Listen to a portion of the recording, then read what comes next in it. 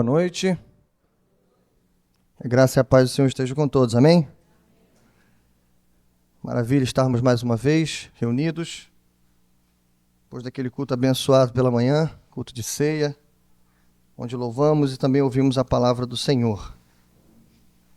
Esse culto não está sendo diferente, o Senhor tem falado já, mas ainda há uma palavra para os nossos corações, para fecharmos esse domingo com chave de ouro, com a graça de Deus. Eu queria te convidar a abrir o texto que está em Mateus 21, verso 33.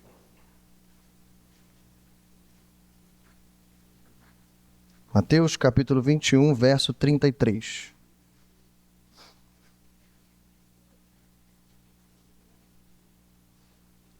O título da nossa reflexão hoje se chama Parábola dos Lavradores Maus. O que você tem feito da vinha? Uma pergunta, né? O que você tem feito da vinha? A gente vai ler apenas o verso 33 e depois a gente vai lendo e explicando a parábola. Diz assim esse verso: Ouçam outra parábola. Havia um proprietário de terras que plantou uma vinha, colocou uma cerca ao redor dela, cavou um tanque para prensar uvas e construiu uma torre. Depois arrendou a vinha a alguns lavradores e foi fazer uma viagem. Só o verso 34.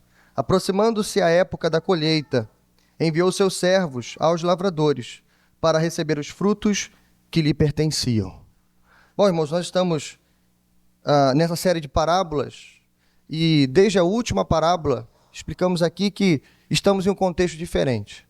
Literalmente estamos nos aproximando da crucificação de Jesus e nessa série em que investigamos as parábolas de Jesus está cada vez mais perto dos últimos momentos do nosso mestre. O pastor David pregou aqui e explicou para a gente que desde a parábola passada nós já estamos praticamente na terça-feira que antecede a sexta-feira da paixão.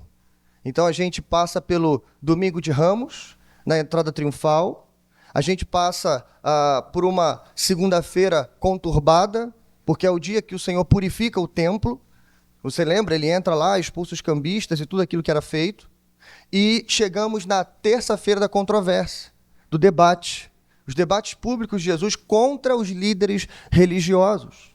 E esse confronto de Jesus com eles tem por base um tema que vai passar por todas essas parábolas, que é justamente o fato deles questionarem a autoridade de Jesus. Se você voltar alguns versos antes dessa parábola, da parábola anterior, você vai ver que eles fizeram a seguinte pergunta: com que autoridade você faz o que faz? Ou com que autoridade, ou melhor, quem te enviou? De onde você veio? De onde vem a sua autoridade? Jesus vira o canhão para eles. Eu adoro quando Jesus faz isso, né? Jesus não responde a pergunta, ele vira um canhão na direção deles e fala para eles assim: olha, me respondam então outra coisa. Se vocês me responderem, eu respondo. De onde vinha a autoridade do batismo de João? E eles são pegos numa controvérsia, também não respondem, e Jesus então começa a propor algumas parábolas, 3 para ser mais específico, e nós estamos na segunda delas. Na parábola passada a gente viu a parábola dos 2 filhos, uma parábola onde um pai dá uma ordem para que seus filhos trabalhem. O primeiro filho, ou um dos filhos, nega o trabalho, mas depois ele se arrepende e vai. O outro filho diz que vai, mas no final ele não vai. E a gente aprendeu que Jesus estava ensinando naquele momento que o seu reino seria feito por pecadores arrependidos. E não por homens que achavam que eram donos do reino e que diziam apenas por boca, apenas com palavras, que serviriam o Senhor. Hipócritas, mentirosos. E Jesus vem denunciando esses homens. E então a gente deságua no verso de número 33. Por isso o nosso texto começa: ouçam outra parábola. Eu já vou logo dizendo, irmãos, a parábola dos lavradores maus não é um remédio agradável, digamos assim. Não é. Não tem um gosto doce quando ele desce pela nossa boca. Não tem. É um tanto desagradável. Até o título da parábola, né, já é um pouco estranho. Os lavradores são maus. Mas eu já quero te dar uma notícia logo de início, sem queimar ficha aqui, né? Você está dentro dessa parábola. Dificilmente, ou de forma talvez não tão evidente assim, em quase todas as outras parábolas, pregações, enfim, nos evangelhos eu posso dizer isso. A igreja está lá, nós estamos lá. E a gente consegue aplicar os textos com muita facilidade, mas a parábola dos lavradores maus fala diretamente de você, de mim, da igreja. E isso, irmãos, é uma coisa maravilhosa. Então, já estou logo avisando, porque no meio de todo o caos que veremos aqui, há sim uma palavra de esperança. Há sim uma palavra para o nosso coração. Amém? Então, me acompanhe mais uma vez. Vamos ler o verso de número 33, onde, em primeiro lugar, Jesus ilustra a sua mensagem. Diz assim: ouçam outra parábola. Havia um proprietário de terras que plantou uma vinha, colocou uma cerca ao redor dela, cavou um tanque para prensar uvas e construiu uma torre. Depois arrendou a vinha a alguns lavradores e foi fazer uma viagem. Então, inicialmente, irmãos, para a gente explicar essa parábola, que é uma parábola muito simples, nós temos aqui pelo menos 3 aspectos importantes sobre os lavradores da parábola. E o foco dessa parábola recai, diferente das outras, não tanto no dono da vinha, mas nos lavradores, naqueles que tiveram a responsabilidade de cuidar da vinha. Por isso, o título da mensagem hoje é O que você tem feito da vinha? E a primeira coisa que a gente vê no texto é que esses lavradores são chamados de arrendatários. E o que é um arrendatário? É alguém que recebeu a permissão de gozar ou trabalhar em um lugar ou em algo que não é seu. Vou repetir.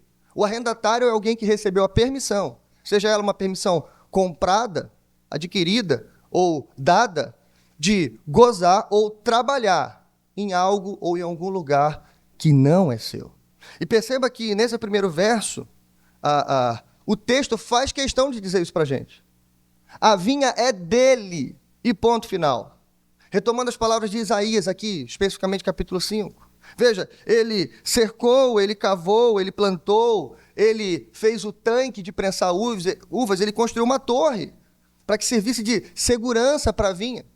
A vinha é dele, é do dono. Mas o dono, antes de viajar, por cuidado e amor com a sua vinha, o que ele faz? Ele arrenda a vinha. Ele contrata trabalhadores. Ele reúne alguns homens e dá para esses homens a permissão de trabalhar com a sua vinha. Obviamente aqui, no contexto, a ideia que se tinha era, esse homem não queria que a vinha ficasse parada.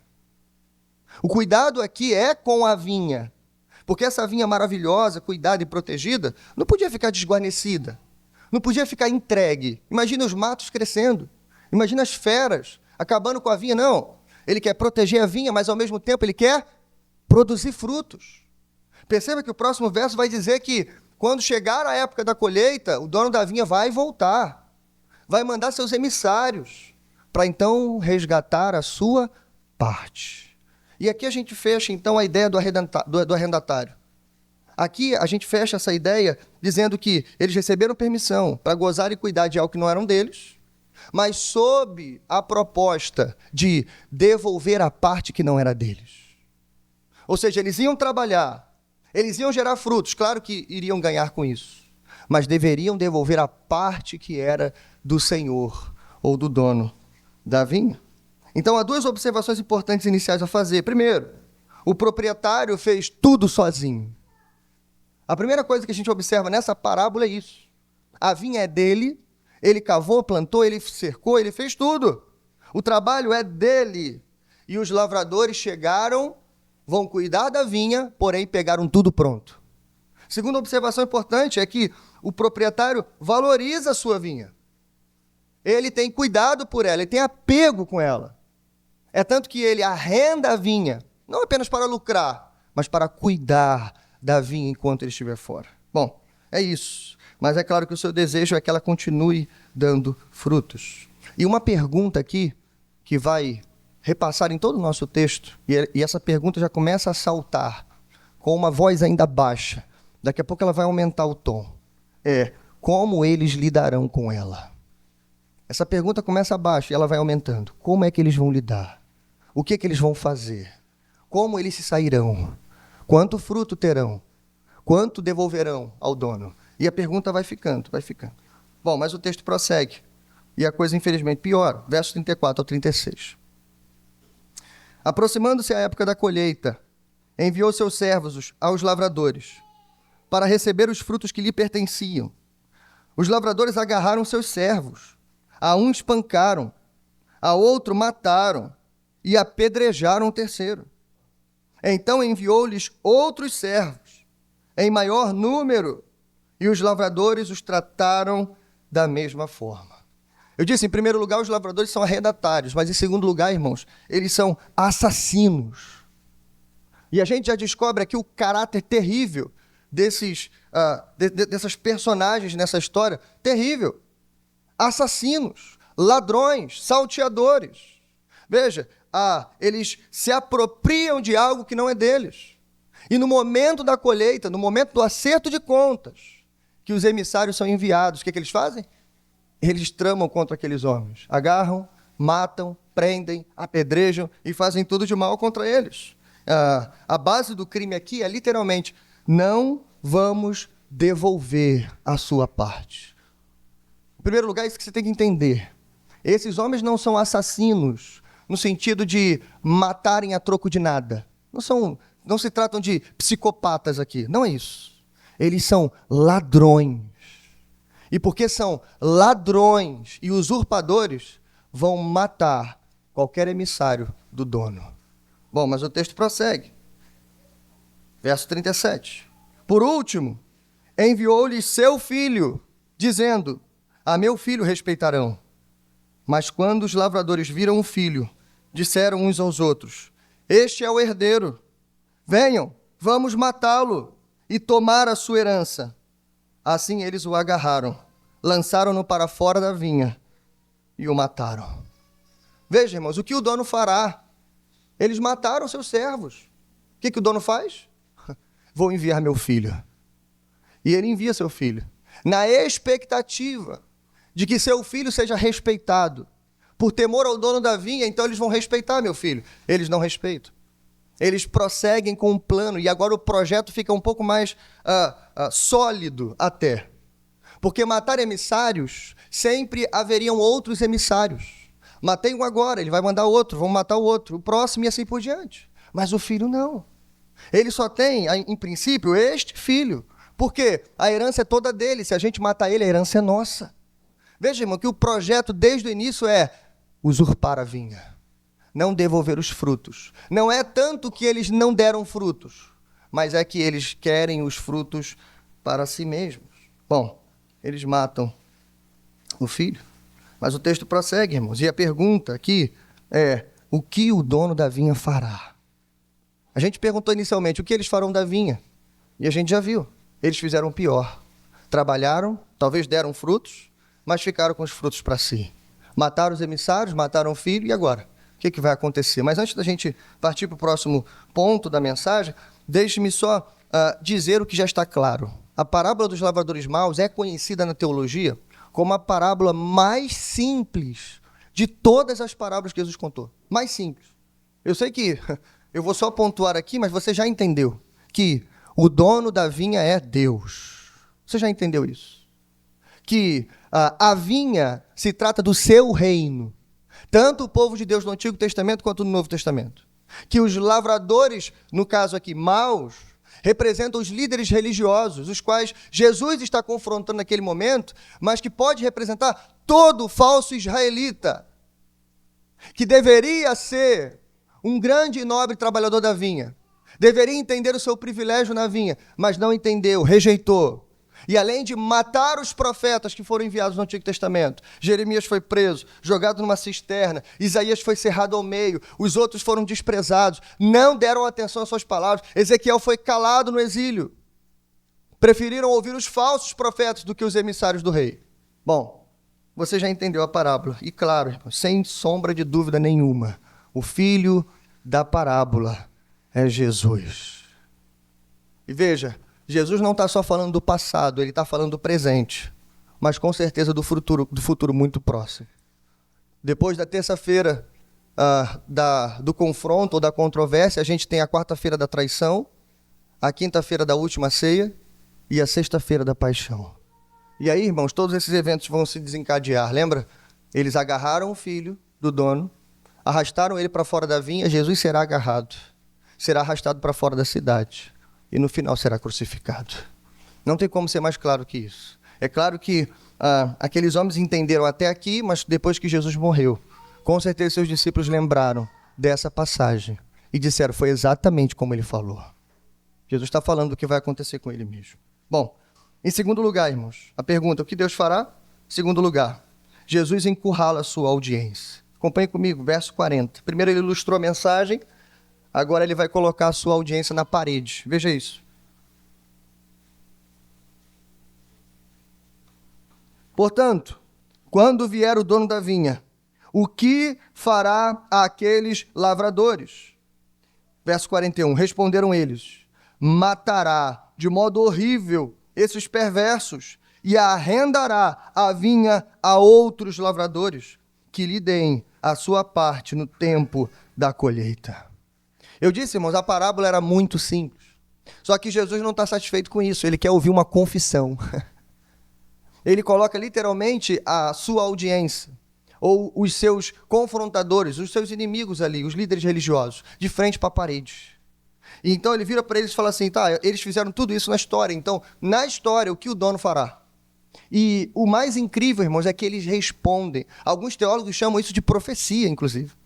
De modo profético, dizendo exatamente o que Deus fará com eles. Não é isso que Paulo fala também em Romanos capítulo 11? Lembra? Não é sobre a oliveira de Deus e que, após rejeitarem o Cristo, os galhos caíram no chão e então Deus enxertou os gentios, a igreja? Não é sobre isso que essa passagem está falando? Arrendará a outros. Lembra que eu disse no início? Essa parábola fala de você. Essa parábola fala da igreja, irmãos. Essa parábola está falando de nós. Então veja, aqueles homens, líderes religiosos, falsos, mentirosos, hipócritas, estão confessando. Ele vai se vingar quando o dia do acerto de contas chegar. Ele matará eles de modo horrível e arrendará a vinha a outros. Bom, eles responderam certo, mas será que eles entenderam até esse momento que Jesus estava falando deles? Provavelmente não. Eles, como homens habilidosos, inteligentes, estudiosos que eram, estavam bem concentrados na parábola, acertaram a resposta, mas até agora eles ainda não entenderam que Jesus estava falando deles. E aqui, irmãos, faz uma pausa antes da gente continuar a explicação do texto. Existe um perigo toda vez que a gente ouve uma pregação na igreja. Toda vez. Não só a pregação, mas quando a gente lê as Escrituras de modo sério, profundo, sistemático. E o perigo é justamente esse aqui. Geralmente a gente lê as Escrituras para extrair dela alimento para a alma. Não é isso? Geralmente quando vamos para a Escritura a gente está sedento, com fome de Deus, querendo extrair algo dele. Mas geralmente, quase em todos esses momentos, a gente nunca vai para a Bíblia querendo uma exortação. Nunca. A gente nunca vai para a Bíblia querendo ouvir um não de Deus. Não, eu vou abrir a Bíblia aqui, vou começar a ler, Deus tem resposta para mim, mas eu quero ouvir um não. Hoje eu acordei tão bem que eu quero ouvir um não de Deus. Você não faz isso. Muito menos quando você está lendo os evangelhos, e aí você se depara com os líderes religiosos. E aí qual é a nossa reação? E digo esse que vos fala também. E eu tenho que me cuidar com isso. Porque quando a gente começa a ler, e a gente lê a palavrinha fariseu, a nossa primeira reação é dizer assim, graças a Deus, porque eu não sou como esse homem. Opa, peraí. Mas não foi exatamente isso que Jesus contou em outra parábola sobre o fariseu? Não é exatamente o que um fariseu diria? Sabe o que um crente piedoso diria? Um filho arrependido diria? Senhor, me perdoa, porque muitas vezes o fariseu está dentro de mim. Me perdoa, porque muitas vezes eu fui o lavrador mau. Entende, irmão? Até esse momento, eles interpretaram muito bem a parábola, mas eles ainda não entenderam que Jesus estava falando deles. Então, por favor, não saia daqui pensando, o pastor não pregou para mim hoje. Ele não pregou sobre mim hoje. Nós estamos falando de cada um de nós aqui. A pergunta é o que você está fazendo da vinha que não é sua? Essa é a pergunta. Mas calma, segura ela ainda. Verso 42. Veja, eles não entenderam o que Jesus está falando deles. Jesus precisa explicar melhor o negócio.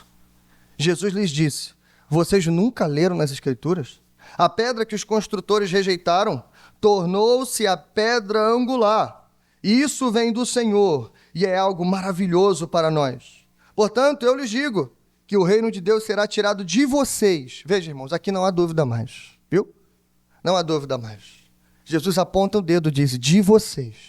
O reino de Deus será tirado de vocês e será dado a um povo que dê os frutos do reino. Aquele que cair sobre esta pedra será despedaçado, e aquele sobre quem ela cair será reduzido a pó. É importante porque Jesus traz à memória do povo justamente o Salmo 118. E lembra da entrada triunfal que eu falei que aconteceu lá no domingo, lembra? Lembra da canção do povo no meio da estrada? Hosana, Hosana ao filho de Davi. Bendito aquele que vem em nome do Senhor. Isso é Salmo 118, irmãos. É o último do Halel egípcio, que cantava nas principais festas judaicas, né? Se cantava com alegria, porque se cantava a libertação do povo de Deus. Por isso, Hosana, ou seja, libertação, salvação ao filho de Davi. Bendito aquele que vem em nome do Senhor. Ele foi reconhecido na entrada triunfal. Jesus está elencando, está puxando da memória. Salmo 118. Não canta só alegria, não. O Salmo 118 também tem uma palavra muito específica para vocês. Porque o Salmo 118 identifica o Messias como a pedra angular. E se você ainda não entendeu a pedra angular, eu explico muito rápido. Nas construções daquele período, ou muito antes, né, era comum, irmãos. Logo no início da construção, quando estava tirando prumo, fazendo os alicerces, era a primeira pedra da construção. E essa pedra ela tem duas funções. Ela fica literalmente aqui, eu vou usar o púlpito como exemplo, tá vendo? Aqui, nessa parte, no ângulo de 90 graus. Literalmente na parte onde se liga duas paredes. Entende isso? Duas paredes estão ligadas. Aqui embaixo vai ter a primeira pedra. E essa pedra ela tem duas funções. Tanto de ligar a construção, ou seja, de sustentar ela, tá? De manter ela unida. Mas, em segundo lugar, ela é a pedra sólida, sobre a qual toda a construção vai ser soerguida. É isso que significa a pedra principal de esquina, ou a pedra angular. Mas o Salmo 118, eu disse, não tem só alegria, fala de construtores que a rejeitaram, que a jogaram fora, que tiraram ela do processo. Mas o Salmo 118, irmãos, também diz coisas que acontecerão a esses homens por causa dessa rejeição. Jesus está usando essa imagem que era muito clara para aqueles líderes religiosos. O Messias sempre foi apontado como a rocha espiritual, como a pedra angular. E ele está dizendo, a pedra está aqui, portanto vocês rejeitaram, e vocês também serão rejeitados.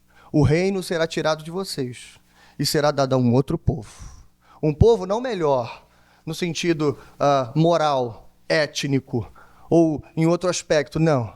Pecadores, publicanos, gentios, romanos, gregos, bárbaros e todo tipo de gente, brasileiros, por que não? Serão assim, pecadores. No primeiro momento, viraram as costas para Deus, mas se arrependeram dos seus pecados e obedeceram a palavra. Esse será o povo que vai tomar o lugar de vocês, apontando claramente o dedo na direção deles. Bom, e aí a gente caminha, irmãos, para o terceiro e último ponto, versos 45 e 46, onde, após pressionar a sua audiência, a gente vê a consequência da mensagem de Jesus. A pergunta implícita aqui é, será que agora eles entenderam? Olha o que diz o texto. Quando os chefes dos sacerdotes e fariseus ouviram as parábolas de Jesus, compreenderam que ele falava a respeito deles. Opa, entenderam. Coisa boa, né, irmãos? Mas, infelizmente, não basta entender. Olha o que está escrito no último verso. E procuravam um meio de prendê-lo, mas tinham medo das multidões, pois elas o consideravam profeta. Irmãos, eles ouviram a pregação. Eles entenderam a mensagem. Mais ainda, eles não só compreenderam a estrutura da parábola, ou os símbolos que ela elenca, ou os textos que estão conectados, eles não só compreenderam a mensagem, Eles não só são capazes de reproduzir essa mensagem para outra pessoa. Olha, aquele Jesus de Nazaré pregou isso assim. Ó, o pastor Miguel, domingo à noite, pregou assim também. Não só isso, mas como eles têm capacidade de dizer para outros assim, inclusive, você acredita que ele afrontou a gente? Você acredita que ele disse que Deus vai tirar o reino de nós? Eles ouviram e entenderam que Jesus falava literalmente sobre eles. Mas isso não foi suficiente. E é isso que me espanta, que me preocupa. O que eles vão fazer? A ironia do texto é justamente essa. Talvez a primeira aqui. A primeira ironia do texto é, eles ouvem a parábola, entendem a parábola, e eles encarnam a parábola. Essa é a ironia. Porque se eles são os lavradores maus, os construtores que rejeitaram a pedra, que vão agarrar o Filho de Deus, é a primeira coisa que eles querem fazer. Prendê-lo. Eles entenderam tão bem que estão cumprindo seus papéis. Bom, irmãos, eu quero caminhar para o fim, fazendo pelo menos 2 movimentos aqui. Primeiro lugar, irmãos, ressaltar um pouco o fato de você estar nessa parábola. Ressaltar um pouco isso e entender o que é o tema dessa mensagem. Porque falar dos religiosos é algo muito bom. Falar de fariseu é maravilhoso, eu já disse por quê. Porque o fariseu nunca somos nós. O fariseu é sempre o outro, nunca sou eu. Mas eu já disse para você, às vezes o fariseu somos nós. Às vezes quem aponta o dedo e julga o outro sem pensar, sou eu. Às vezes quem coloca algum tipo de processo moralista para alcançar o céu ou alcançar as bênçãos de Deus, sou eu mesmo. Bom, mas não só isso, irmãos. A gente precisa entender o que Jesus está falando aqui sobre nós. Quando Jesus diz que essa vinha, ou melhor, quem disse isso, inclusive, foi até eles, né? Ele vai matá-los e vai arrendar essa vinha a outros. O que está incluído nesse pacote? Eu preciso da sua atenção aqui, a gente já vai encerrar. Primeira coisa, você recebeu o maravilhoso privilégio de trabalhar na vinha dele. Eu disse, irmãos, tem notícia boa aqui, e a primeira notícia é essa. Que ser um arrendatário da vinha, irmãos, não é tanto trabalhar no sol, não é tanto trabalhar o dia inteiro, não é tanto arrancar matos, proteger a vinha, não é sobre isso. É ganhar o privilégio de participar da história da redenção, como evangelista, como missionário, como pastor, como obreiro, como servo de Deus, seja em que área for, sabendo que você está trabalhando numa vinha que não é sua, mas você recebeu esse maravilhoso privilégio, irmãos. Ouvi há muito tempo de um pastor já idoso que dizia, servir é um privilégio. Servir é um privilégio. Servir é um privilégio. É cansativo, sim, irmãos. Às vezes o sol está quente. Às vezes as provas estão se aglomerando sobre nós. Mas servir vai continuar sendo um privilégio. Primeiro porque a gente pegou tudo pronto. A vinha não nasceu no dia que a gente nasceu. A vinha foi plantada por ele, pelo grande Deus de Israel. Mais ainda, irmãos, a vinha foi replantada, foi cercada, cuidada, regada. E ele vem arrendando a vinha a muitos outros lavradores, inclusive você. Então, em primeiro lugar, você precisa sair daqui lembrando disso. Temos o privilégio de trabalhar na sua vinha. Amém? Mas segundo, você pode desfrutar de todos os privilégios e benefícios da vinha dele. Veja, ainda é uma notícia boa, irmãos, maravilhosa. A gente não só foi chamado para trabalhar na vinha, para desenvolver a vinha, para dar frutos na vinha, mas enquanto a gente trabalha, e aqui está o privilégio, nós também somos abençoados pela vinha. Isso é maravilhoso, irmãos. O frescor, a brisa suave, a sombra que ela faz, os seus frutos doces, a alegria do fruto produzido, tudo isso, irmãos, são os benefícios da vinha do Senhor. E veja que coisa maravilhosa.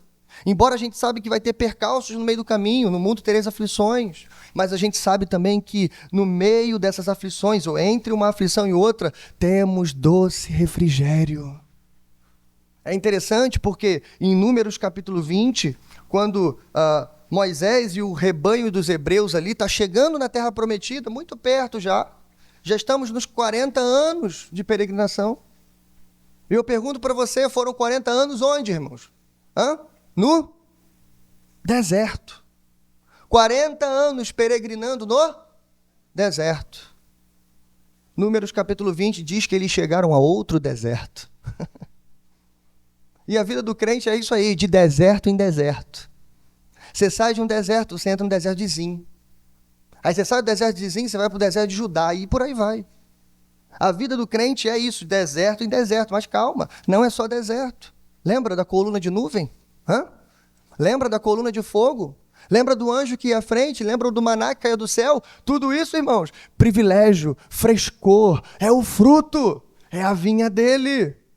Os benefícios de trabalhar para ele na sua vinha. Mas em terceiro lugar, e aí sim, irmãos, aí já não é uma tão boa notícia assim. Você também tem o potencial de se tornar um lavrador mau. Você recebeu o privilégio de trabalhar, você pode colher dos benefícios, mas você também pode terminar a carreira sendo um lavrador mau. Você pode estar se comportando hoje ainda, nesse mesmo instante, como um lavrador mau. Por isso a pergunta precisa estar acesa na nossa memória. O que você tem feito da vinha dele? Como é que você tem tratado ela? Eu vou ajudar na sua reflexão. Eu disse, tinha 2 momentos na conclusão, já fizemos o primeiro, o segundo. Como é que eu posso identificar que eu estou sendo um lavrador mau? E eu estou estragando todo o privilégio que ele me deu. E eu vou te ajudar com isso. Em primeiro lugar, quando você não produz o fruto esperado. Lembra de Isaías 5, de onde Jesus tirou a ideia dessa parábola? Lá também é dito que, pelo profeta, que Deus plantou, cercou, construiu um tanque de prensar uvas, as palavras são as mesmas. Inclusive a torre também está lá, mas ao invés de produzirem uvas doces, eles produziram o quê? Uvas azedas. Uvas que não eram próprias ao consumo. Não deram o fruto esperado. E isso, irmãos, conta pra gente pelo menos algumas coisas. Omissão, irresponsabilidade, ou simplesmente desleixo com a vinha. Seja sincero, irmão. Será que esse pensamento me pega ao longo da semana? Dizendo, ele me deu a vinha, ou pelo menos uma parte da vinha está arrendada para mim. E o que eu fiz da vinha essa semana? Lembra sempre, a vinha é o reino, a vinha não é sua vida. Tem gente que interpreta essa parábola como a vinha sendo o seu corpo, não tem nada a ver com isso. A vinha é o reino de Deus. E a pergunta é, o que você fez para o reino? Eu não vou nem reduzir a uma semana, eu vou reduzir a um ano. O que você fez da vinha dele durante esse ano? Cadê os frutos, irmãos? Ei, fruto não é opcional. João Batista disse, o primo de Jesus, aquele que não produzir frutos dignos de arrependimento será cortado e lançado ao fogo. Igreja não foi feita para a gente ser passageiro da agonia sentado no banco. A gente precisa trabalhar. E veja, o dia da colheita vai chegar. E quando chegar, ele virá buscar a parte que lhe pertence. E isso não mudou. A vinha foi tirada deles, foi arrendada para nós, agora a igreja. Não é mais Israel étnico, é a igreja. Mas a responsabilidade de produzir frutos ainda não acabou. De todas essas colheitas que vêm acontecendo durante a história da humanidade, há uma colheita final, chamada de o dia do Senhor, o dia do acerto de contas, o juízo final, o tribunal de Cristo, onde ele verá as suas mãos. Não o currículo que você tem, não a história que você construiu aqui na terra, não sua biografia, mas principalmente, especialmente, o fruto que você produziu. Segundo, irmãos, você é um lavrador mau quando você usurpa a vinha que não é sua. E a pergunta é, pastor, mas como é que eu roubo de Deus, literalmente? Como que eu escondo um fruto enquanto eu deveria devolver a ele? Lembra que eu falei, irmãos? Aqueles homens produziram frutos, eles só não queriam entregar o fruto. E por isso eles mataram, roubaram, fizeram o que puderam fazer. Veja, principalmente quando a gente age como dono da vinha. Quando a gente confunde o nosso papel. A gente já está servindo tanto tempo na vinha, né? A gente já é pastor há tanto tempo. Não é meu caso, mas enfim. 8 anos já é suficiente para você se sentir o dono da vinha. Olha como a igreja cresceu. Olha o templo que a gente está construindo. E essas coisas vão entrando no nosso coração. E aí quando chega, por exemplo, lá na inauguração, a glória da segunda casa será maior do que da primeira. E coisas do tipo. Olha como é que Deus me deixou espiritual e abençoado. Veja a vinha que eu construí. Daqui a pouco a vinha foi eu que fiz. Olha. Tinha tantos membros, agora tem tantos. Esse é o papo, é a conversa que você ouve em reunião de pastores. E eu estou fora desse tipo de reunião. Eu gosto de reunião de pregação e oração, aí eu estou. Mas em alguns lugares a reunião tem como tema ou assunto discutir quantos membros você tem e quanto é a arrecadação. São pessoas que não entenderam o seu papel na vinha. Não entendem que foi arrendada para eles. Uma parte, um pedaço, uma pequena parte. Privilégio, responsabilidade. Mas com o tempo se acham donos da vinha. Mas ei, não é só os pastores que se acham donos não, viu? Cada um de nós também. As almas que ganhamos, os conselhos que já demos, tudo que nós fazemos na igreja. Você fica chateado quando o pastor esquece de dizer o seu nome? Quando algo é feito na igreja? Hã? Ou você faz o que faz apenas para ter algum reconhecimento? Se isso ainda está no seu coração, eu sinto te dizer, você está agindo como dono da vinha. Lembra de Jonas? Lembra? Capítulo 4. E Jonas é uma história, irmãos, que a gente tem que ler com muita preocupação. Porque Jonas não é a história do herói, né? Que geralmente o camarada vacila, tipo Davi, né? Peca, mas aí vai Natan lá, confronta ele escreve o Salmo 51, ok, termina tudo bem. Pequei contra ti, Senhor, pequei. Jonas não termina assim, não. Depois de um avivamento, acho que 120 mil pessoas, se não me engano, a cidade de Nínive tinha naquele período, um avivamento, uma cidade se converteu, junto com os líderes, os governantes da cidade, numa pregação, desculpa a expressão aqui, michuruca de Jonas, passando e gritando, vai ser destruído, e pronto. Não teve redenção na pregação, não teve nada apontando para Cristo, teve nada. Uma pregação michuruca. Deus usou aquela pregação rápida e salvou uma cidade. Como é que termina o livro de Jonas? Jonas agora está sentado do lado leste da cidade, desanimado, orando a Deus, com raiva de Deus. Eu sabia, porque o Senhor é misericordioso e compassivo. Eu sabia. Agora faz o seguinte, Senhor, só me faz um último favor, já que o Senhor salvou Nínive, me mata agora. Porque imagina, eles já se converteram, aí eu volto para Israel, aí o pessoal descobre lá que se converteram por causa de mim. Então faz o seguinte, já salvou eles, tudo bem, agora me mata, para acabar logo com essa história. Aí Deus faz uma brincadeira, uma ilustração com Jonas, Deus faz crescer uma planta na cabeça dele. A planta dá sombra para ele. Só que logo pela manhã, e ele faz crescer a planta durante um dia. A planta cresce, dá sombra, ele se alegra, e na parte da manhã Deus manda um bicho, uma lagarta, ela come a planta, destrói a planta, e Jonas fica irado com Deus. Jonas fica triste porque a planta morreu. E vem aquela pergunta célebre de Deus. E é assim que o texto de Jonas termina. Por isso que eu falei, irmão, o texto de Jonas não termina com... né? Termina com isso aqui. Um grande ponto de interrogação. E é Deus perguntando para ele, ei, menino, ô garoto, tu tá chateado, irritado?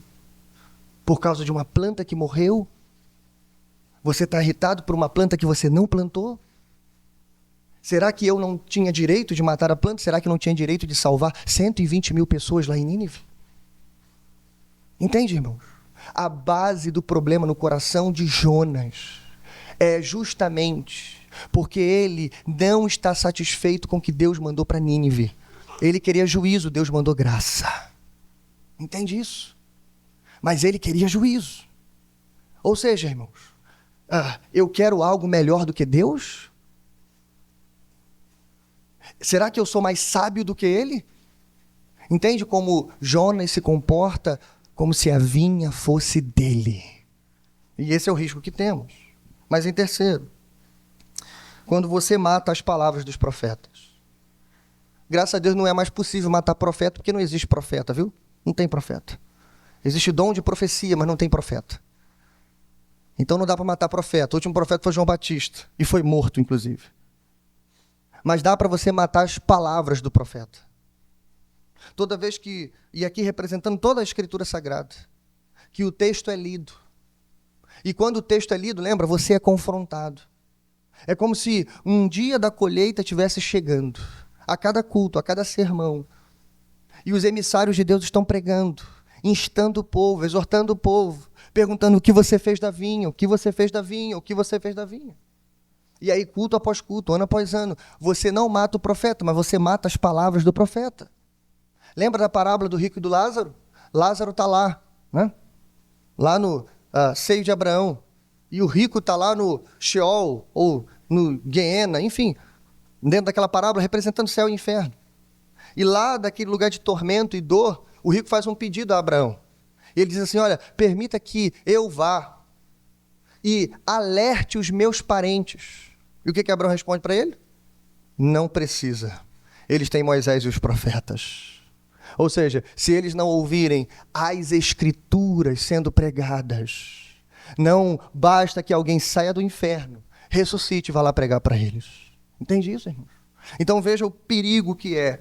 Escute, você ouvir a mensagem, entender a mensagem, aplicar a mensagem certo, mas você não praticar a mensagem. Você não obedecer a palavra de Deus. Mas em quarto lugar, quando você crucifica o Filho novamente. Ah, irmãos, eu sei que, claro que literalmente isso não é possível também. Até porque o sacrifício dele foi de uma vez por todas. Mas a Escritura fala de uma forma, que nós podemos matar o Filho de Deus novamente. Quando a gente pisa no sangue de Cristo. Hebreus capítulo 10, dos versos 26 em diante, fala sobre os filhos de Deus, nós, a igreja, os novos arrendatários. Quando a gente não dá atenção à palavra de Deus e a gente continua a pecar deliberadamente. Perceba que as duas coisas são incongruentes, filhos de Deus e pecado deliberado. Pecados sucessivos, insistentes. E o que ele vai dizer? Olha, se continuarmos a pecar deliberadamente, depois de recebermos o conhecimento da verdade, já não resta sacrifício pelos pecados, mas tão somente uma terrível expectativa de juízo e de fogo intenso que consumirá os inimigos de Deus. Quem rejeitava a lei de Moisés morria sem misericórdia, pelo depoimento de 2 ou 3 testemunhas.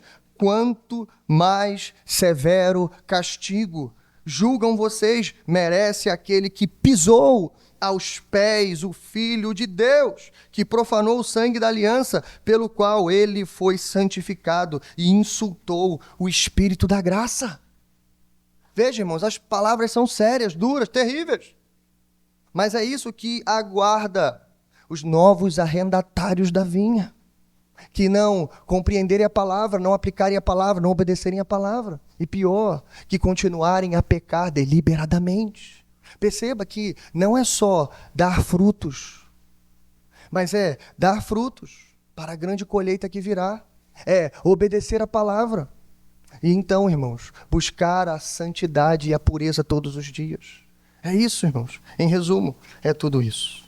Mas deixe-me fechar, então, com algo que não é tão evidente assim nessa parábola. Mas, na verdade, irmãos, é sim uma ponta de esperança para todos nós. Eu disse que essa parábola identifica todos nós que estamos aqui. É uma parábola muito simples. Foi entendida por eles, é entendida facilmente por nós. Mas tem uma coisa aqui que não é tão evidente assim. Eu disse que se Jesus está se identificando na própria parábola, e ele é o filho e o dono da vinha é seu pai, é Deus, há uma coisa só aqui que não encaixa muito bem. Mas na verdade encaixa. Que é o quê? Quando o dono da vinha resolve mandar o filho, depois dos lavradores terem matado os servos, escuta isso aqui, presta atenção. Quando o dono da vinha faz isso, parece um tanto de ingenuidade do dono da vinha. Porque, pensa bem, imagine você com seus filhos.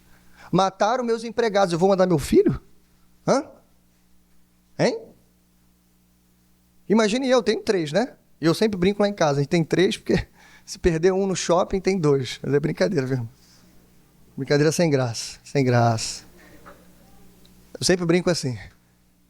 Mas é brincadeira, viu? Aí você imagina, vou supervisionar uns camaradas. Descubro que eles são assassinos, ladrões, usurparam o negócio da nossa família, mataram os meus empregados. Aí qual é a minha ideia? Vou mandar o filho. Imagina isso, irmãos. Mas calma, isso não encaixa na primeira leitura, mas quando a gente lê com a escritura em mente, a gente se lembra que foi exatamente isso que o pai fez. E não foi, irmãos, por ingenuidade, foi por amor. Eis aqui o que não está tão explícito na parábola. O plano redentivo já estava escrito na eternidade passada. O cordeiro estava preparado desde a fundação do mundo. Lembra? O pacto de redenção entre o pai e o filho. Ele nasceu da Virgem Maria para morrer, para dar a sua vida em resgate de muitos. Eis aí o Cordeiro de Deus que tira o pecado do mundo. O Cordeiro tira o pecado morrendo. Os discípulos demoraram a entender, mas logo, logo, a quarta-feira e a quinta-feira estão chegando. Jesus será preso e crucificado na sexta-feira. Ali eles entenderão que o Filho do Homem deveria sofrer muitas coisas. Mas só entenderão após a ressurreição, quando ele ressuscitar no terceiro dia. Então não foi ingenuidade, irmãos, foi amor. E aqui vem a grande e maravilhosa notícia. E eu disse, assim como os líderes religiosos estavam encarnando a parábola, porque se eles entenderam, eles se tornaram os homens da parábola. Eles queriam agarrar Jesus e prendê-lo, e com certeza na intenção de matá-lo, e é isso que eles farão. Mas Jesus também encarna a parábola, porque mesmo sabendo que seria maltratado, ele veio ao mundo. Mesmo sabendo que seria preso, expulso da cidade e crucificado, ele veio para morrer e dar a sua vida em resgate de muitos. E mais ainda, irmãos, ele veio para morrer por lavradores maus. É isso, irmãos. É isso o que está implícito em toda a parábola. Ele veio para dar esperança, inclusive para aqueles que pisaram no sangue do Filho de Deus, para aqueles que o transpassaram, para aqueles que o crucificaram. Ou não foi isso que ele disse pendurado na cruz? Pai, perdoa-os, porque eles não sabem o que fazem. Então o que eu quero dizer com isso, irmãos? Dentro dessa pergunta que você tem feito da vinha, essa pergunta ainda não é uma pergunta final, porque essa não é a colheita final. Deus enviou um dos seus emissários nessa noite para perguntar para o seu coração o que você tem feito da vinha, para buscar nessa noite uma pequena cesta de frutos parciais, porque a colheita final ainda não chegou. Então, entre essa colheita e a colheita final, você ainda tem tempo. E se você tem tempo, você tem esperança. Porque mesmo sabendo que seria agarrado e morto, ele veio para morrer no seu lugar. Se você se apropriar dessa palavra, se você crer nessa palavra e nessa noite, se arrepender de todos os seus pecados, ainda que você esteja pecando deliberadamente, ele é fiel e justo para te perdoar os pecados. E para viver uma vida maravilhosa, de desfrute da vinha e de frutos numerosos na vinha do Senhor. Você pode dizer amém? Que o Senhor tenha misericórdia de nós. Que o Senhor coloque essa palavra nos nossos corações e que Ele fale a nós um pouquinho mais. Vamos orar ao Senhor.